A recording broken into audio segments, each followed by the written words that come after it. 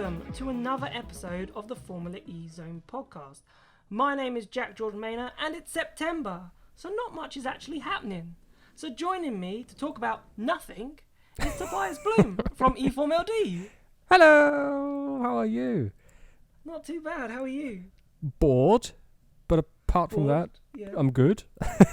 It's really been a boring couple of weeks, these last few ones. The off-season blues is really It's nice boring. to have a bit of a summer break though, recharge the batteries as we head into season 6 now. Because I know it's September, and we joke, of course, about not having much to talk about, but obviously there is a little bit to talk about, which obviously why we're having a podcast. But yeah, it was nice to recharge the batteries, but October testing, and once that's done, then it's only a couple of weeks, and then we're motoring in November, so it'll all come thick and fast. 80 more days by the time of this recording until we're green in Atiria again. 22nd of November. I think it's going to be an amazing season. I can't wait.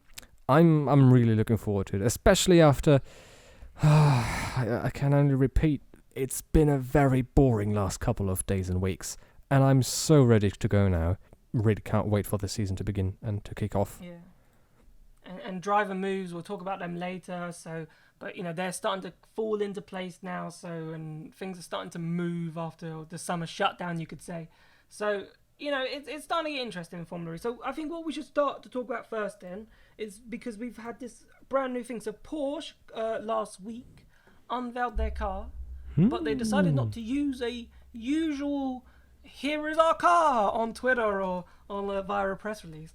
They went onto Twitch and did something quite clever, actually, by using a game where people then interacted with to actually reveal the car. What were your thoughts on that, Tobias? I like the idea. I didn't watch the whole thing because that live video game took about 3 hours to finish, and I think we had two parts of around 10, 15, maybe 20 minutes where nothing was happening because of technical gremlins sneaking in. It was not very slow, but long-winded maybe. Still very interesting, very unique way to launch a car. I always prefer just putting a piece of cloth onto the thing and then pulling it away, have a few lights and laser beams going around, and hey, here's our new car. But I like the idea. And the car looks great as well. Of course, yeah, it does look quite nice. I thought the idea was great. I thought, go onto Twitch, attract a big audience, because obviously when there's a traditional car launch, it's normally us journalists going down to a place and then they reveal the car, someone snaps a few photos, they end up on social media, and the general fan just gets to look at their phone and go, oh look, here's the Porsche car that some journalist has snapped at. But I think it gave the public a chance to sort of be a part of the actual launch process, which I liked. The game itself, I think it was maybe a bit too long. It was like a story mode. And obviously you could dictate by playing the game, so you weren't really there. Like the character was sort of moving, and you just voted with a number of fans. Like, do you want to go through the left door, the right door, or go straight ahead, or do you want to use this to cut the keychain or whatever? So, which was quite good, but it had that sort of, I don't know, like I want to say it's not Resident Evil 7, but it wasn't that scary. But but it had that sort of feel like you're a character and you're just wandering around and going to different places to try and find, obviously, where this car is. So I thought it was quite good. Yeah, a good way to do it. Maybe the game could have been a bit shorter, because I reckon, as you said, there was quite a few lull periods and you're just like, if you're watching and staying at home and you really want to know what this car looks like, do you really want to sit in front of a computer screen for 3 hours, like waiting, as it seemed to be? So, swings and roundabouts, but overall I thought it was quite a good way to launch a car. Yeah, as I said, the idea is amazing. It's literally having a real-life first-person GTA 5 style video game at the end of which you don't fight any end bosses or anything, but you reveal the first Porsche Formula E car. Very exciting idea. The execution, was a bit long-winded. But I think we got treated with a very good-looking car. White at the front, then a nice grey touch in the middle, and then obviously big new sponsorship by Vodafone at the rear end. It's very similar to the Season 5 Dragon, I feel. Yeah. We got a few cars that look similar now. Well, the Porsche's the first one we're seeing for Season 6. Of course, yeah, but let's hope Mercedes and Jaguar are a bit more different compared to last season with HWA and absolutely, Jaguar, which looked a bit similar. Yeah, we'll see more cars in the next couple of weeks. This week it's launch week for Audi. They've teased us with a couple of images on their social feeds. Looks like the Audi may look very similar to the Porsche. And then next week, to be fair, I think the Audi, the LMP1 like 2016 car that Audi had, I feel like it's a throwback. It's not a massive throwback like for years, but from the front wing it has that sort of red and that dark sort of grey, and you remember that sort of look from the Audi LMP1 car. So I was thinking that maybe they could be heading towards a colour scheme like that. That's what I got from that front wing sort of picture. Yeah, kind of. Also reminded me of the Porsche LMP1 car. Of course, yes, because they also had the black and red front nose. I think it was the number 1, wasn't it? The number 1 Porsche had that. Black, white, red. These colours just are the Audi colours and the Porsche colours in racing. Yes. Well, of course, because if you look at the Porsche GT cars, they've notoriously been black, red, and then white, haven't they? Yeah, they have. So, yeah. But I think it's nice to see Vodafone back. Obviously, Vodafone used to be Ferrari all those many years ago, and Vodafone back on a racing car. And then McLaren. I think it's quite nice to see. Oh, of course, and McLaren. How can you forget McLaren? I remember Ferrari from back in the early noughties. But, of course, then obviously McLaren was in the middle of that. So, yeah. Oh, good. As you said, we've also got Mercedes while we're talking about car launches. So Mercedes on the 11th in Frankfurt, which you're going to. So that be cool, because obviously the EQ they've had that black and sort of bluish sort of show car out for a while now and sort of shown that car. So it'll be interesting to see what they do. Mercedes, is it just going to be a simple silver car, like a Mercedes like Formula 1 car in a sense, or will they do something different with their car? I think that'll be interesting. And the driver lineup as well on the 11th. So we know probably one of them, Stoffel Van Doorn, but who's gonna fill that second seat? Like, I've got no clue at this precise moment. There are clues. There've been reports about it probably, maybe, possibly being Nick de Vries. I think he's from Holland, isn't he? Yeah, he's Dutch, yeah. Alongside the Belgian, very much to the liking of all. Do you call them Benelux countries in English as well? We call them Benelux countries in Germany. No, Belgium, Netherlands, Luxembourg. No, I don't think we give them a specific. I might be wrong. There might be a name for it, but I can't think of a name that we give them. Anyway, it's not like Scandinavia, like we call Norway and Sweden and Denmark. But I don't think we've got a name. We might do, but I can't think of it off the top of my head. Okay, good, fair enough. Anyway, so two neighbouring countries then probably having, or maybe having, their Formula E team with Mercedes. We'll just have to wait and see, really. Looks like it could be Nick de Vries on the way into the second Mercedes cockpit alongside Stoffel Van Doorn, but we'll have to wait for it until next week. Would it be a shock if we saw Gary Paffett alongside Stoffel Van Doorn next season? Because not much.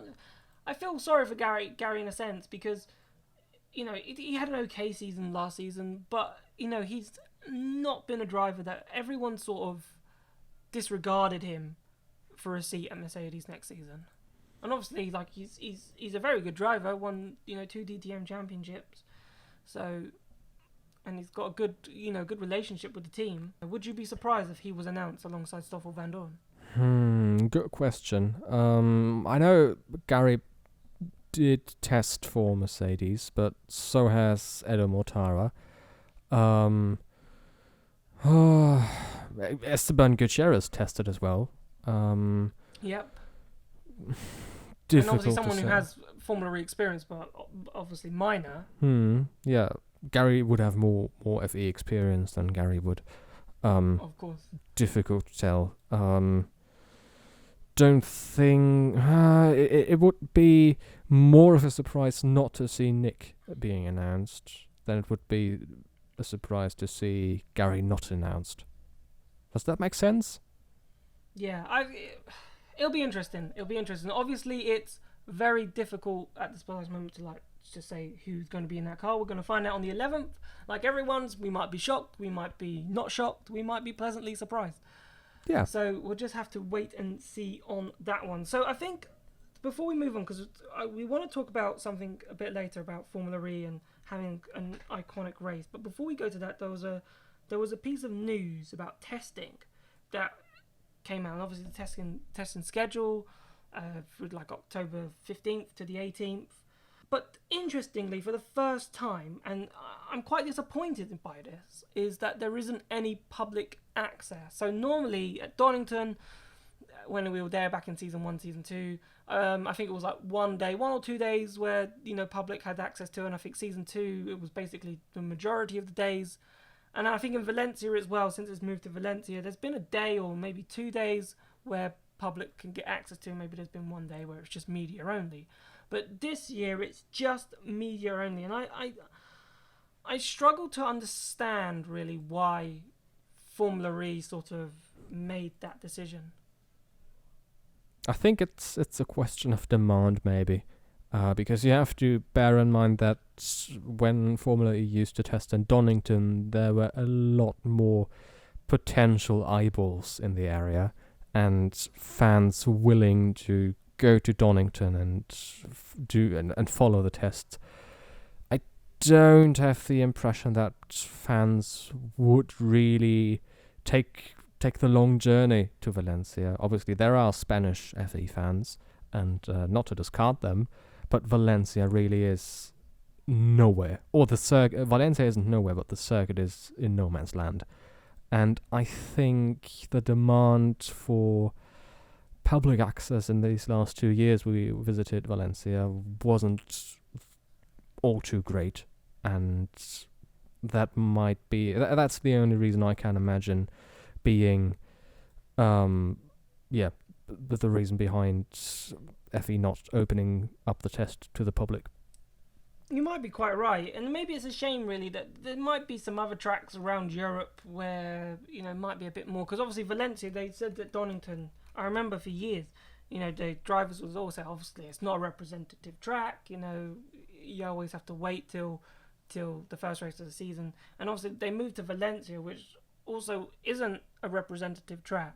But at least in Donington, I suppose now, because testing used to happen in the summer, in Britain time when it was at Donington, it was in August, I believe it was.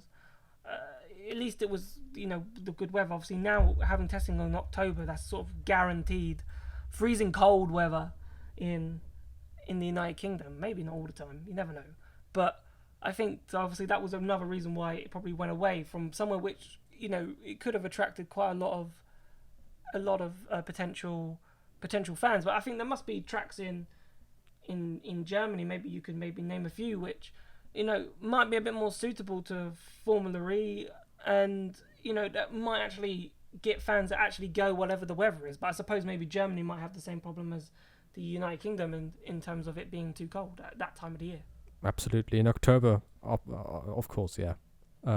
Us Central Europeans know the struggle of having bad weather in autumn. I don't think the Spanish do, and the Italians are always lucky.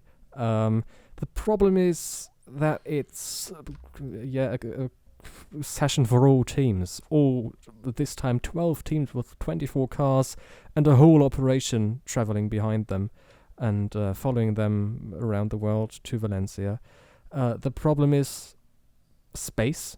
You have enough space in Valencia, obviously, but most teams prefer to test in Calafat or Mallorca or northern Italy, in Verano, and these circuits are more or resemble the typical FE circuits more than the Valencia circuit Ricardo Tormo does. But these circuits, these smaller circuits, don't quite have the infrastructure to support all 12 teams. And that's the reason we're going to, or one of the main reasons we're going to Valencia instead of a more typical FE track in the south of Europe to have the good weather in October. Yeah, but I just think it was a shame, really, for Formula E to obviously not have any fans. Because maybe you're right. The demand. Maybe I haven't been to the Valencia test sessions actually, so I haven't seen how many fans have actually turned up on those days. So maybe there wasn't that many. So that was the reason for why it fell through, and that's why it's just a private test. But I just think it's we're going into our 6th season, and the sport still needs that fan engagement. It still needs to build up a fan base, even though it's doing such a good job at this precise moment in building fans and becoming quite a series that is actually noticed now in motorsport, and actually drivers are taking a interest in it. It's not being something that was shunned sort of back in 2014, and it's becoming a proper series. And with that, there's more fan interest. So obviously blocking testing and giving Spanish fans, who, to be fair, might travel to it because that's their only chance to get to a Formula E event potentially. So, and I know we don't race in Spain, but it would have been nice for the Spanish fans to at least see some Formula E action in their country. Sure, yeah. But in the end of the day, again, not to discard fans in Spain or Portugal or wherever they might be coming from, Andorra, it's just testing in the end of the day. And no one really... FE still hasn't the credentials F1 has, and FE testing by far hasn't, the meaning of F1 testing. As you see, only a couple of 100 people going to Barcelona every year to follow the F1 and F1 testing. Obviously, for the race there are a lot more people, but FE still is very, very a lot smaller than F1 is, and the only people really caring about testing are nerds, us, i.e. us. Yeah, us. Yeah. Because we want to find out. It's a great way to have you got all the drivers together to try and get interviews and get stuff together for the pre-season and so forth. So it's a big deal for us. But obviously, like I remember season 1. I think for Formula E Zone was just starting, so we didn't get the media accreditation. So, but being able to go up there as a fan, get pictures, get stuff ready for the website. So as the season went on, we got the accreditation.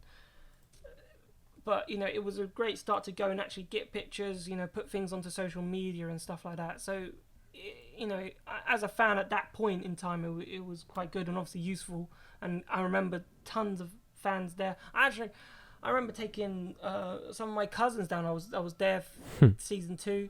I was there as media, and my cousins were interested that were near Donington, that lived near there. So they came down for the day to find out what Formula E was all about. And I thought, I was like my little bit to the sport, bringing in something. But good job, Jack. But yeah, yes. But not to be. But I think we should move on now, because I think we've covered that. But I saw an interesting article from eRacing 365. Obviously, Sam Smith doing an amazing job of covering the sport. But I thought it was interesting, this, because obviously it says the FIA considering red flag punishment for 2019-20. Now, when I saw that headline, I was puzzled a little bit, not even reading the story, because we've talked a lot about track design. So obviously they've gone for a punishment system for the drivers for causing red flags. Now sometimes the drivers do cause a red flag, but let's take Bern, for example. Imagine Pascal Wehrlein, who didn't really do much wrong in that incident, but he was the car that caused that red flag. Like, for me, I think it's pretty harsh in that situation to maybe severely punish a driver. And I don't think, to be honest with you, I think the red flags that we've caused, they've not been too driver heavy. And if there's a crash and it's think Rome, for example, like a small little error, but because of the track design, it's caused a massive pile up like it did in Rome this season, or last season now. I feel like that's quite harsh to penalise a driver that way. Yeah, but we have to keep in mind that the FIA also is planning on cutting down on, these very tight chicanes. So it will be a good mix of both adapting the circuits and getting rid of these enormously tight chicanes like we saw in Bern or in Rome, and then for drivers still not getting it right. For example, I think the red flags were triggered by D'Ambrosio in Bern and Pechito in Rome, obviously, but it will be a mix of both. So the circuits and the tracks will be changed, but in addition to that, we're going to have maybe going to have red flag procedure improvements.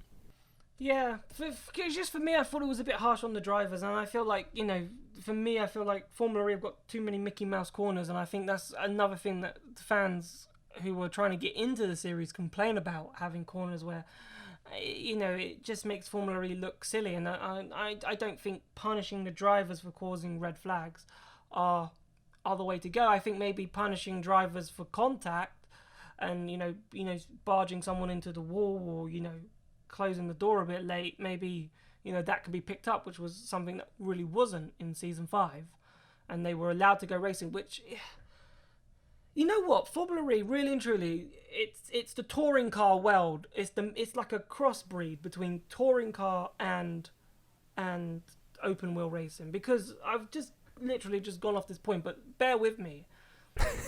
because street racing is so notoriously hard to overtake, even in Formula E. Like, I know we get a lot of overtaking because of the energy management system, and that helps provide overtaking. Like, we saw overtaking Monaco, of all the places, because of energy management. But in some racetracks, especially if we get full course yellow and safety car, as drivers say, there isn't that much of it makes the race so much easier on energy.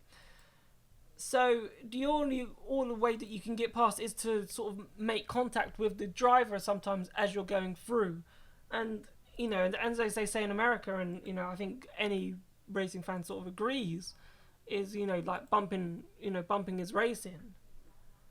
So it's what precedent do the FIA want to set? Because otherwise, as many drivers will say, fine, we'll just qualify where we qualify and we'll finish the race there, because if you're not going to allow us to potentially overtake or go for a risk to actually overtake a car on a street circuit, then it'll be incredibly boring. So it swings and roundabouts, basically. That's what I had in my head. It swings and roundabouts. Yeah, you can go and punish them, but if you punish them, then they ain't going to do anything. What do you think? Am I wrong? Maybe I'm wrong. What was the core point of all of that? So good question. I like that.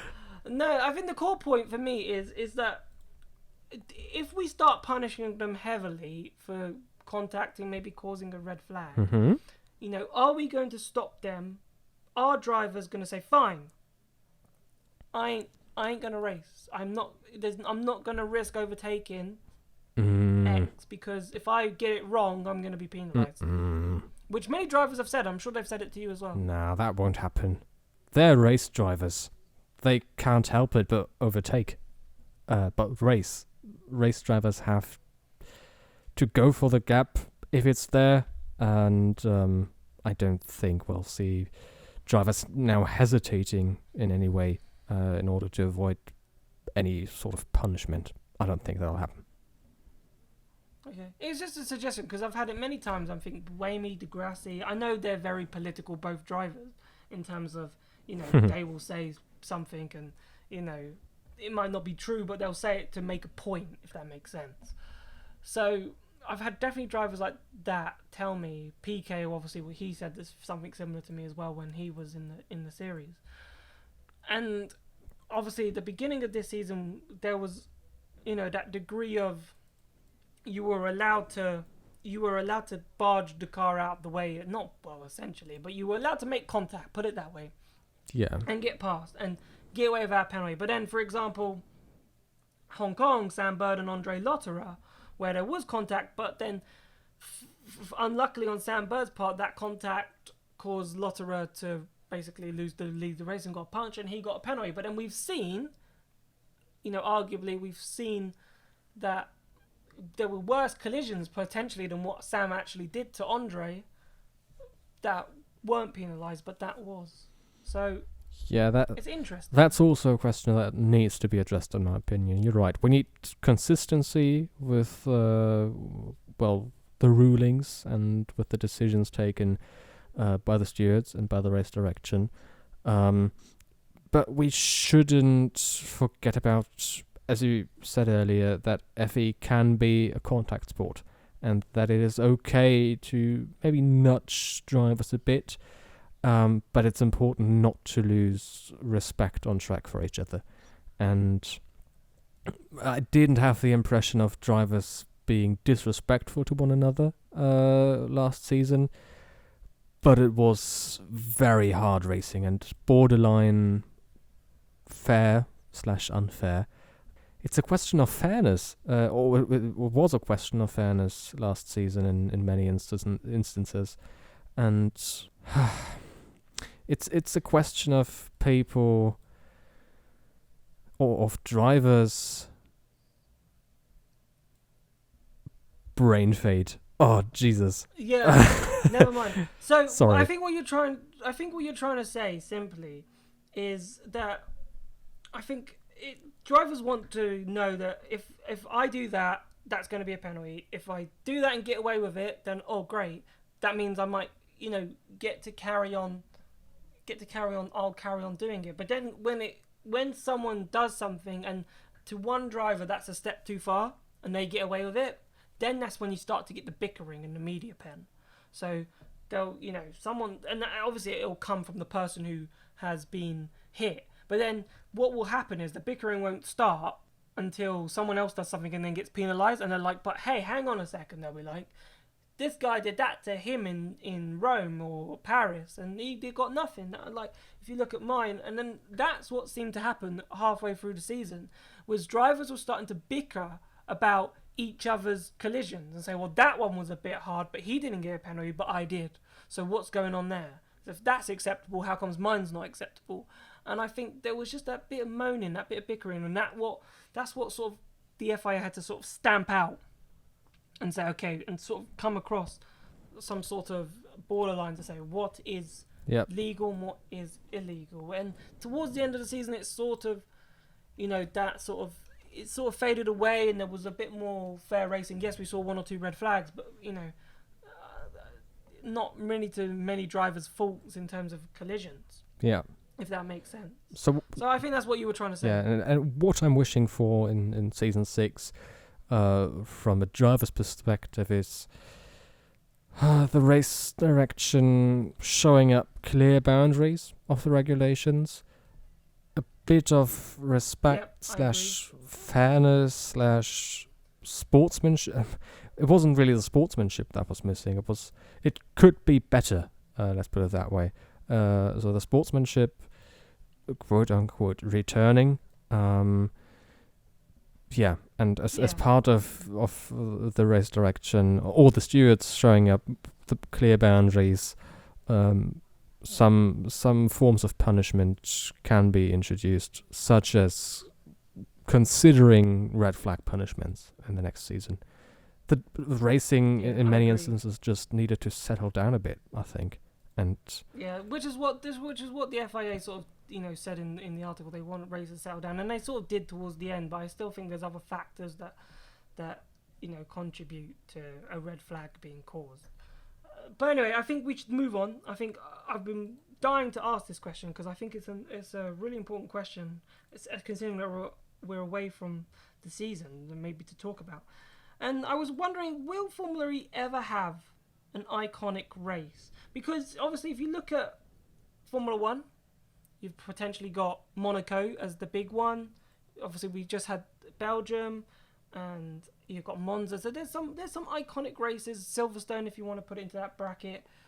You know, there's quite a few iconic races that have been on the calendar for an exceedingly long time.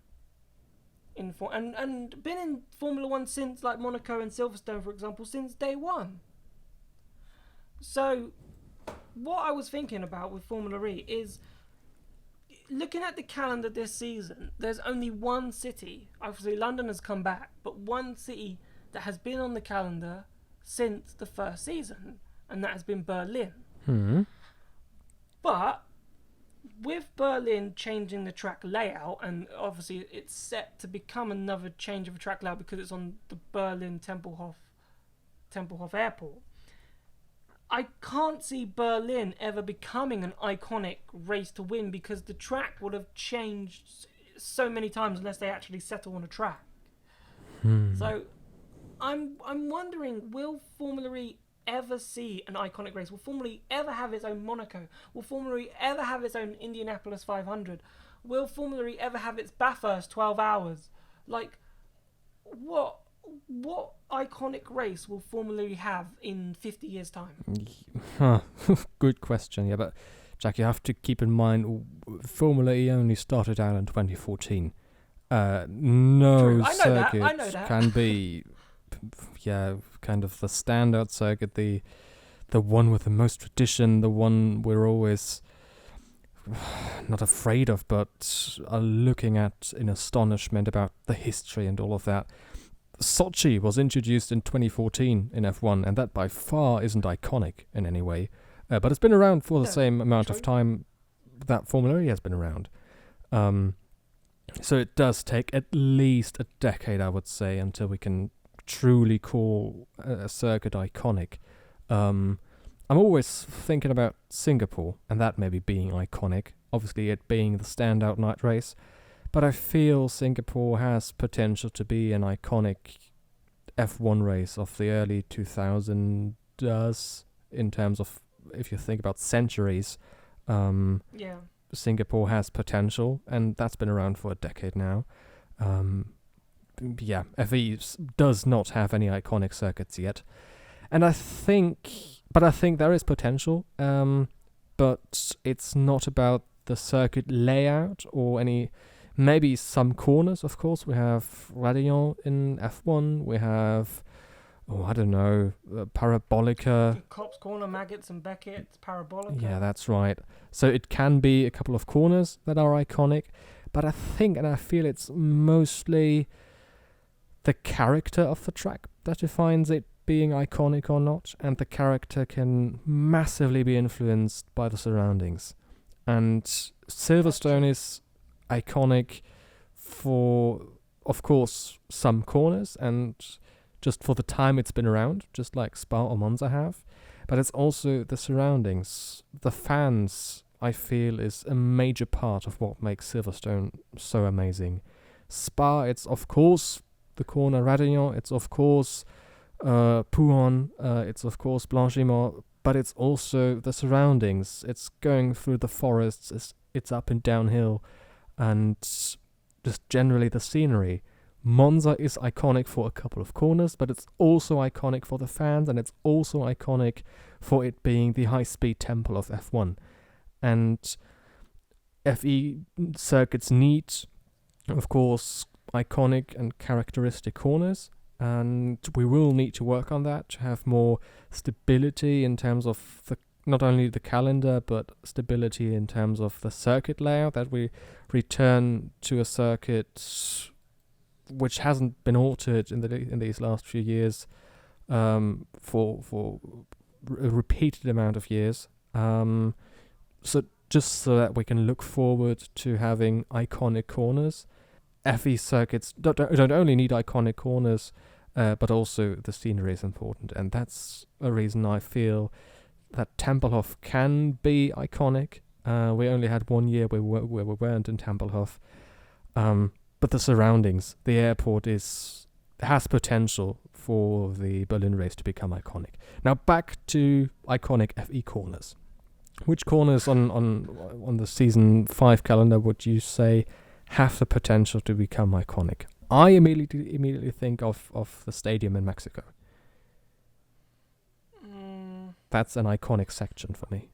Okay, yeah, I think that's iconic because of the history, but it's to me there are a couple of bland left-hand corners. There's nothing that excites me going in there. It's just because of the ambiance and of the atmosphere, as you said, with the fans. Because obviously with Formula E growing, obviously the fans will grow, and that section of track will be immense once that Mexico that stadium section is full.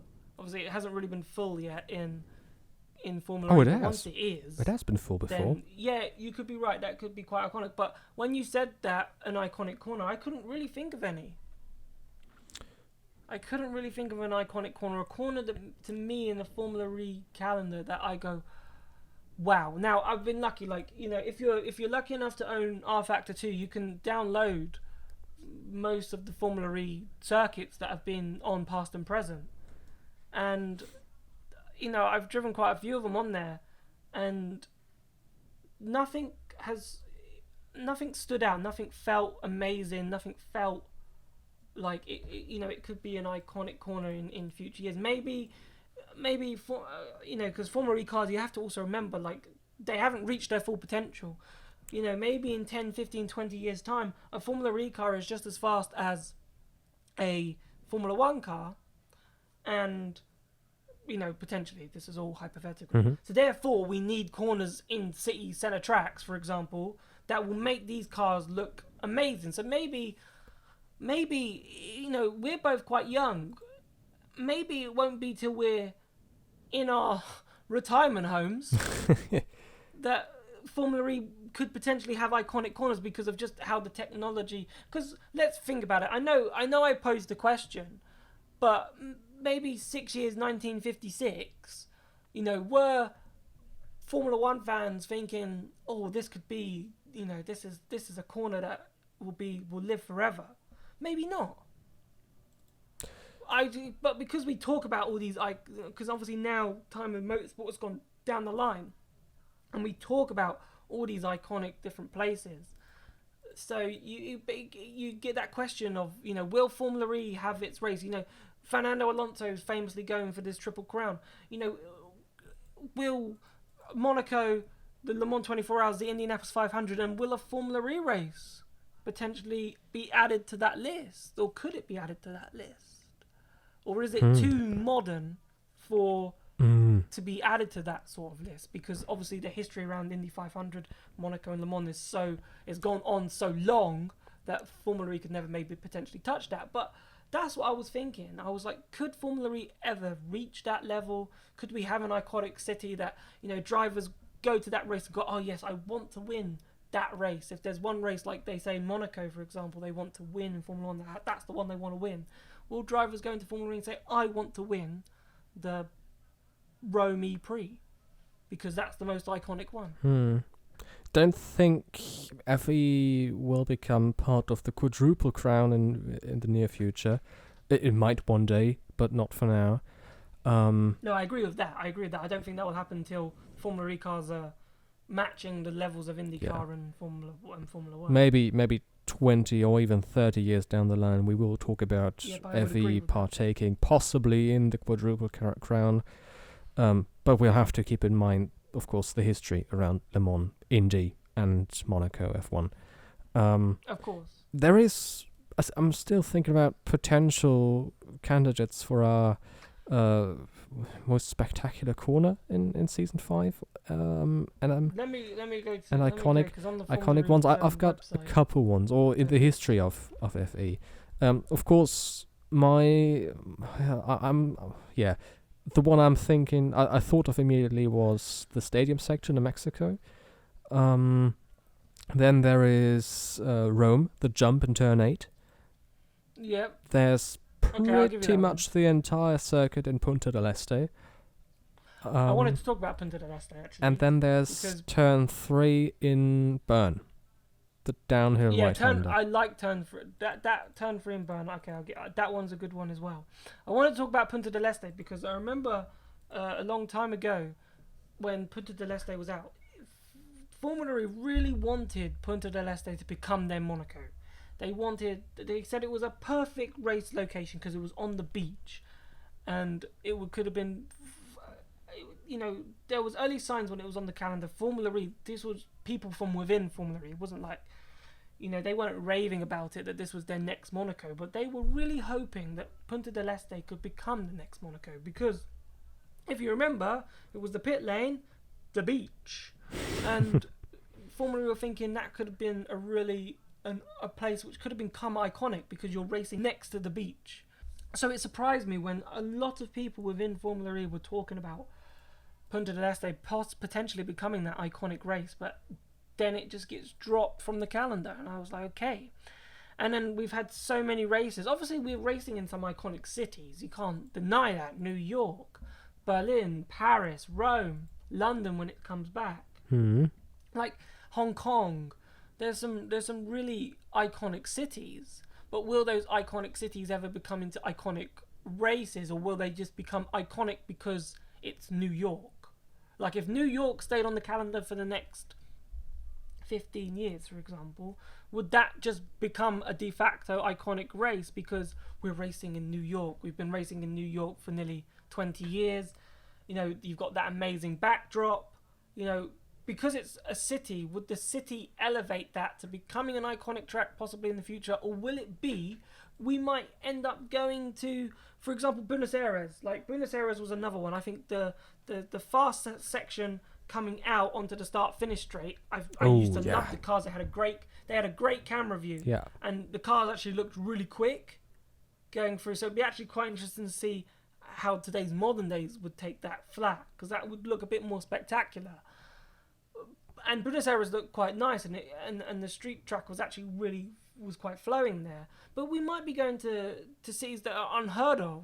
We could be going to a city in Yemen, or a city in, we could go to Vietnam. I know Formula One are going to Vietnam, but that could be the best track, and we go to that track and it's got the best corners, and maybe the track itself becomes iconic in that sense. It's interesting. It's a debate I wanted to have, because will Formula E tracks become iconic in the future because of the city that it's in, or will it be the track that makes it iconic, makes it the one that, the racers are like, I want to win that one because that's got the toughest corners?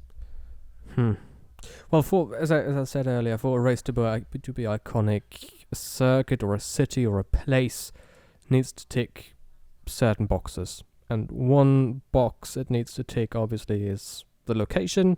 Another one is the backdrop. Another one is a corner, maybe, or a section of the circuit which is iconic. Another one might be the history, the amount of time we've spent in that city. There are a lot of boxes that a circuit needs to tick to become iconic. And being around for 15 years might make New York iconic, but we might get an even better track in the meantime, which takes more boxes than New York would. I don't think we've seen FE's standout iconic track yet. I see potential in South Korea. They also have a stadium section. It could be. Could London be an iconic one? I was about to say that. Outdoor, if that stays. Yeah. And so looks very grey and dull on Google Maps, but so does the Excel. And I think London ticks the boxes of having amazing fans. I still have the impression, that's maybe because I spend so much time on Twitter nowadays, and Twitter's full of Brits and not Germans, but I think FE has a massive fan base in the UK, and that is a very important box to tick for a circuit to become iconic. Then there will be the ramp going in and out of the Excel. There will be the indoor and outdoor part of the circuit. That takes a lot of the boxes for it to become a truly spectacular circuit, and London might very well become one of FE's standout, iconic tracks. Yeah. Just to wrap this up before we move on to the final topic, it's you talk about the fan atmosphere, and obviously we've been to quite a few Formula E races. From any that you've gone to or potentially have seen on TV, would you say like has Formula E attracted fans that could be that or go to a place where it is quite good for the fans, or it's iconic because of the fans and the atmosphere around the race is actually quite good? I'm going to have to wave my black, red, and gold flag here and say Berlin. It's literally a festival. We have the E-Village obviously always being similar or resembling a festival, let it be a tech festival or a food festival, not maybe a music festival, because music festivals aren't that often attended to by families, but generally the E-Village, is a festival of things, and this festival of things is Tempelhof offers an amazing white sheet of paper for that festival of things to spread, and a canvas, that's the word I was looking for. Tempelhof can be a great canvas for FE, and the fan experience is really, really good in Berlin. I have to be patriotic here, but Berlin is really good. Agree. I was hoping you'd say Berlin, because to be fair, if there was one race I've been to, and obviously I've been to all the European rounds, Berlin stood out, and it's a shame I haven't been for a couple of years now, actually. But when I last went to Berlin, there was go-karting, there was a real buzz, like people were just, drinking, there was people just enjoying themselves, there was activities, and I think because of the space, I know the E-Village is stuck in different sort of centres around other racetracks, so it's just sort of squeezed in somewhere.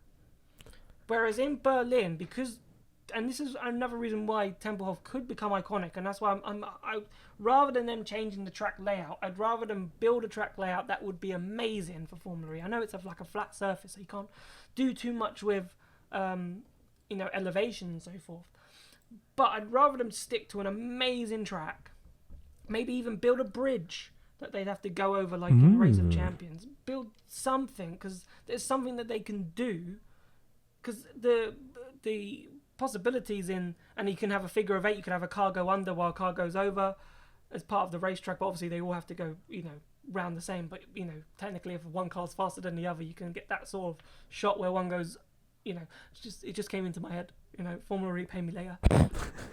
But it's one of those where it has that fan atmosphere. It could potentially tick the box for the fan one, because in other races where you go to Paris, for example, Paris is such an iconic city and it ain't a bad racetrack, but the limitations are that you can't get many fans around it because it's so tight, and so your best bet for going to you're either on the start finish straight or you're in the E-Village watching it from the grass. There isn't that much space in Paris to actually to watch the race. Although Paris is amazing, the way FE squeezes in their circuit and their whole operation into that very, very small and tiny place, it amazes me every time. Oh yeah, for certain. But then, comparing it to Berlin, obviously the French fans are really good, and in the E-Village is always just packed. But in Berlin, it just felt like that sense of real fan. There was noise. You were right in terms of it being a festival. It is a very good place, and it definitely ticks the box for the fans, I think. Yep. For that one. So moving on to wrap up the podcast, I think we should talk about potential driver moves, because obviously while we've been Brendon Hartley, which probably surprised a few, but maybe not. I think this one kind of makes sense. It's like this, not Porsche. The Porsche link between Dragon a couple of seasons ago when Neil Yarny was there, and obviously Brendon Hartley tested the Porsche, so there might be still something going on there between Dragon and Porsche. So that enabled Brendon Hartley then to take the Dragon seat. What did you think of Brendon Hartley taking the Dragon seat? Interesting. we all had him pretty much set in our minds to join Porsche. It really was very close to it being official, him being announced at Porsche, and we all thought it was going to happen. Brendon Hartley alongside Neil Jarney. But then all of a sudden we heard the news of Andre Lotterer leaving DS for Porsche after New York. And I haven't spoken to Brendon in the time between Andre being announced at Porsche and Brendon joining Dragon, but I have just the gut feeling that things started to change for Brendon after that move was announced. I'm not accusing him of thinking he has the seat already before having signed a contract, but it just felt very wrong for it all to happen so quickly. It didn't happen too quickly, and I'm sure both Brendon and Andre were involved in the entire process. But we all had the feeling that Brendon was going to join Porsche. In the end of the day, he still wanted to compete in FE, I think. He doesn't have any major alternatives for next year. He could have joined a WEC team, I'm sure. But racing in FE... Well, he's still racing because the Super Season's just started. So he is... Is he still racing? For Toyota till July. Yeah, of course. Yeah, you're right. Totally forgot about that. Sorry, Brendon. Yeah, he is still racing in WEC. Oh, damn it. Yeah, but still. He wanted to have a seat in FE, which is very interesting.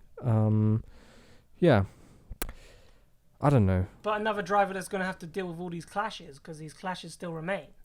And obviously for Brendon, Toyota's going to come first. So the clash on the 14th of December, the one in March with Sebring, and 20th of March I think that is, and then Korea with Spa on the 3rd of May. So there's still a few. Yeah.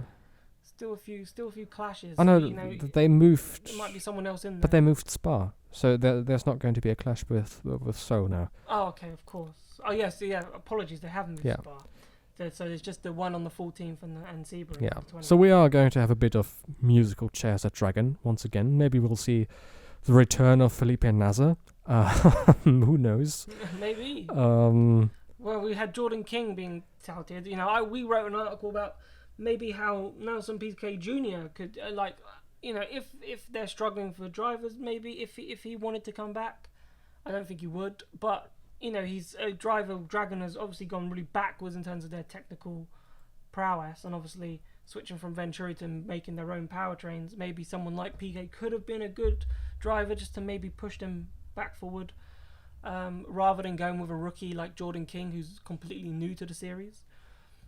Maybe having a driver that has some... I don't think having two rookies will benefit Dragon in the long term. I think having a driver that has some sort of Formula E experience might help them. I think a lot of Formula E fans are worried about Dragon because they have the potential to be an amazing team.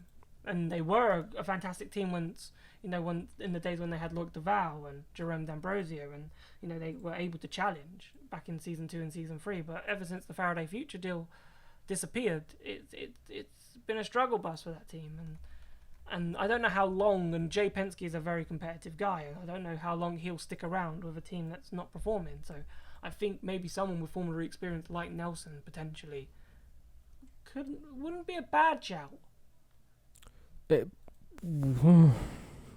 optimistic. It's though. very I optimistic. understand that that's not I understand that that's not a popular opinion, and he's probably a bit disillusioned with the sport. But when you look at Nelson Piquet Jr., if I was Jay Penske and I was thinking I wanted a driver with a bit of FE experience, Formula E champion. We can't knock our champions. Yeah, that's true. Yeah, you're right. But I still don't think he'll return. No, I agree. Yeah. But it's worth making a point. Yeah, it's worth a shout. Yeah. It's interesting. Jordan King. That's really silly season, though, isn't it? That's the Dragon now, and obviously the finalising of Gunther and that's the remainder of silly season. Yeah, we are waiting for confirmation of Max signing with BMW. He's testing we're recording this on the Tuesday, and he did a test today for BMW. It looks pretty set. He looks pretty He'll set, be yeah, there. and he is, let's say, the favourite to join Alex Sims at BMW. I think it's good that BMW potentially could keep Sims. I'm not sure if that's even 100% certain in itself, but obviously with them having that stability of having a driver that they had last season, and I think Sims with another year's experience could be quite good, and obviously getting that good result in New York to win the season, will do him a world of confidence. But then obviously then Da Costa to Techeetah to join Mark Preston again and to join Jean-Eric Verne. That will be a tasty lineup once that's announced. Yeah, and Simsy's been around since season 3. He tested for Andretti when they first joined. When they were first joined by BMW, yeah. And then BMW slowly merged with Andretti, the FE team of Andretti, and kind of moved more and more towards the foreground and is now the works entry. And Sims has been around ever since 2016. And I think even though he's only had one season, or only has one season under his belt as of now, he has a lot more experience in FE than people really credit him with. Yeah, I agree. I think he had an up and down season, but I think Sims definitely probably deserves another chance just to say, hey, it was a bit of a hectic year, a learning year, but I've got the tools available to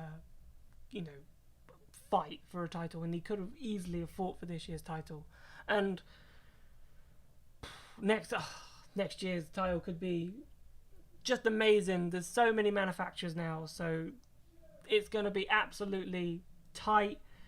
I think season 6 could be the best year of Formula E by far. Season 6? Sure. It's set up to be.